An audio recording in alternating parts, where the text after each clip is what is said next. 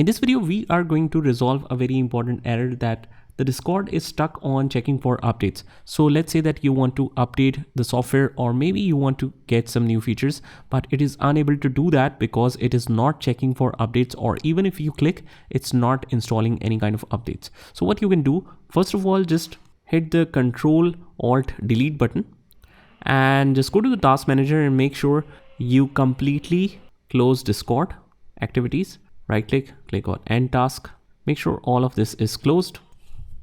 So what you can do is just right click on the icon that you see on the dashboard or on your desktop. Just right click and click on properties. And once you do that, you have this compatibility tab in which we have this compatibility mode that you can run this program in the compatibility mode for Windows. Now you can choose any version of that, but I prefer to keep Windows 8 because that's the latest version allowed here. And once that is done, just remember to click on apply and click OK.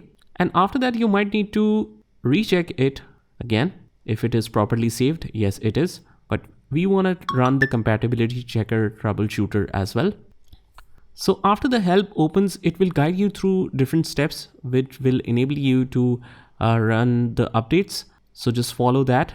And also what we can do is from this tab, from the compatibility tab, we also have the option to run this program always as an administrator. So maybe that's causing a problem. So whenever we run this, it will automatically ask the option to access it with administrator. So you can access to that and just check if it is updating itself. In the worst case scenario, what you can do is just remove it from the control panel and then reinstall it from the official website. And hopefully that should be it.